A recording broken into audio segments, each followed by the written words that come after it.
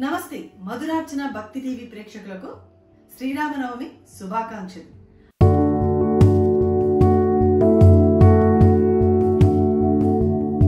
ఆ శ్రీరాముని నామస్మరణ చేసిన ఆ శ్రీరాముని గురించి విన్నా కూడా చాలా పుణ్యం వస్తుంది అని అంటుంటారు.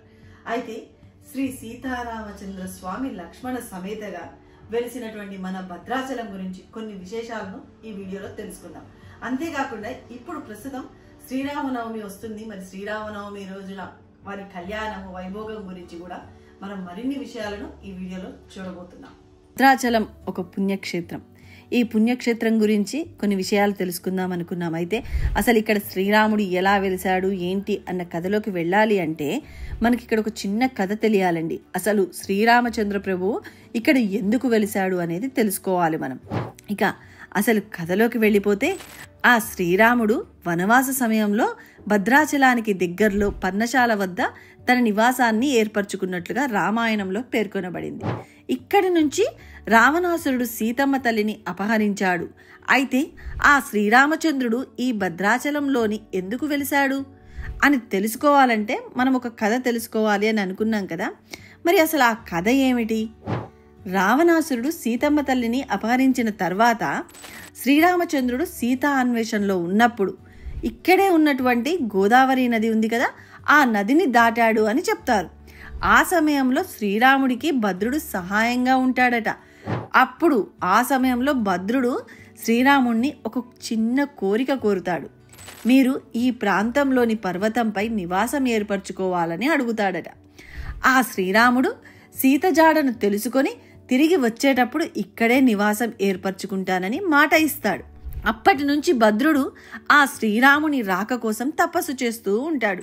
శ్రీరామచంద్రుడు రావణుణ్ణి సంహరించి సీతను అయోధ్యకు కూడా తీసుకొని వెళ్తాడు. ఆ సమయంలో శ్రీరాముడు భద్రుడికి ఇచ్చినటువంటి మాటను మర్చిపోతాడు. ఆ తర్వాత శ్రీరాముడు అవతారాన్ని చాలించి విష్ణుమూర్తిగా వైకుంఠానికి వెళ్ళిపోతాడు. కానీ భద్రుడు ఆ శ్రీరామ రాక కోసమే తపస్సు చేస్తూనే ఉంటాడు. వైకుంఠంలో ఉన్నటువంటి ఆ శ్రీ మహావిష్ణువుకి భద్రుడికిచ్చిన మాట గుర్తుకు వచ్చి హడావిడిగా భూలోకానికి పయనమవుతాడు. తొందరలో ఆ శ్రీ మహావిష్ణువు కుడి చేతిలో ఉండాల్సిన సుదర్శన చక్రం ఎడమ చేతిలో, తన ఎడమ చేతిలో ఉండాల్సిన శంకువు కుడి చేతిలోకి తీసుకుంటాడు. భద్రుడు భద్రగిరిపై ఆ శ్రీరామ అవతారంలో కొలువై ఉండాలని కోరాడు. కాబట్టి శ్రీ మహావిష్ణువు విల్లుని కూడా తీసుకొని లక్ష్మీదేవిని సీతమ్మ వారిగా ఆదిశేషుడిని లక్ష్మణుడి అవతారంలో భద్రగిరికి పయనమవుతాడు. భద్రుడి ముందు ప్రత్యక్షమైన సీతారామచంద్రుని లక్ష్మణుణ్ణి చూసి భద్రుడు మిక్కిలి సంతోషిస్తాడు. శ్రీరాముడు భద్రుణ్ణి ఏం వరం కావాలో కోరుకోమని అడుగుతాడు. అప్పుడు భద్రుడు ఆ శ్రీరాముణ్ణి తన తలపై నివాసం ఉండమని కోరుకుంటాడు. ఈ పంచభూతాలు ఉన్నంతకాలం నేను సీత లక్ష్మణ సమేతంగా ఇక్కడే కొలువుండి భక్తుల కోరికలను తీర్చుతామని, అదేవిధంగా భద్రుణ్ణి దర్శించిన వారికి పుణ్యఫలం దక్కుతుందని వరం ఇస్తాడు ఆ శ్రీరామచంద్రమూర్తి. అయితే ఈ విధంగా ఆ భద్రగిరిపై శ్రీరాముడు కొలువై ఉన్నాడు. ఇప్పుడు ఆ భద్రగిరి భద్రాచలంగా పిలువబడుతుంది. భద్రగిరిపై రాముడు వెలిసిన తర్వాత రామాలయం ఏ విధంగా నిర్మించబడిందో, ఎవరి చేత నిర్మించబడిందో ఇప్పుడు తెలుసుకుందాం. 17వ శతాబ్దంలో భద్రాచలంకి దగ్గరలో భద్రారెడ్డిపాలెం అనే గ్రామంలో పోకల దమ్మక్క శ్రీరాముని నిత్యం పూజిస్తూ ఉండేది. ఒకరోజు దమ్మక్కకు శ్రీరామచంద్రుడు కలలో దర్శనమిచ్చి, నేను భద్రగిరిపై కొలువై ఉన్నాను, నన్ను భక్తులందరూ దర్శించుకునే విధంగా చేయమని ఆదేశాలు ఇచ్చాడు.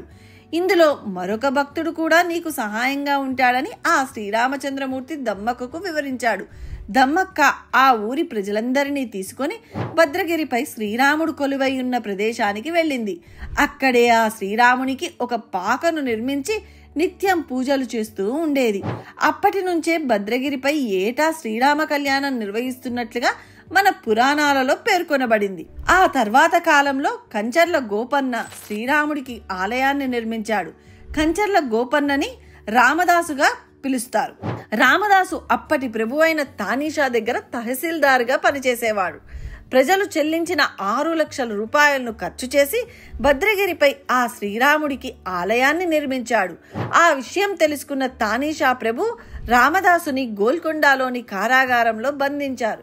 అయితే 12 సంవత్సరాల పాటు ఆ కారాగారంలోని రామదాసుని బంధించారు. ఆ సమయంలోనే రామదాసు ఆ శ్రీరామునిపై ఎన్నో కీర్తనలను రచించాడు. ఇప్పటికీ ఆ కీర్తనలు ఎంతో ప్రాచుర్యం పొందాయి. ఆ తరువాత శ్రీరామచంద్రమూర్తి, లక్ష్మణుడు ఇద్దరూ మారువేషంలో ఆ తానేషా ప్రభువు దగ్గరికి వచ్చి 6 లక్షల రూపాయలను చెల్లించి రామదాసుని విడిపించినట్లుగా పురాణాలు వివరిస్తున్నాయి.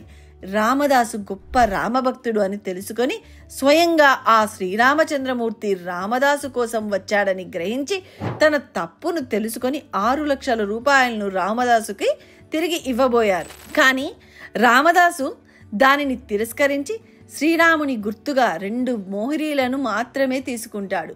అవి ఇప్పటికీ ఆలయంలోనే ఉన్నాయి. అప్పటి నుంచి తానేషా ప్రభు ప్రతి ఏటా నిర్వహించే శ్రీరామ కళ్యాణ మహోత్సవానికి ముత్యాల తలంబ్రాలను పంపించేవారట. ఆనవాయితీ ఇప్పటికీ కొనసాగుతుంది. రాష్ట్ర ప్రభుత్వం ప్రతి ఏటా పట్టుబట్టలు, ముత్యాల తలంబ్రాలు శ్రీరామ కళ్యాణ మహోత్సవానికి పంపిస్తూ ఉంటారు. ఇది భద్రాచలం ఆలయ చరిత్ర. ఇప్పుడు భద్రాచలం గురించి మరికొన్ని ఆసక్తికరమైన విషయాలను తెలుసుకుందామా?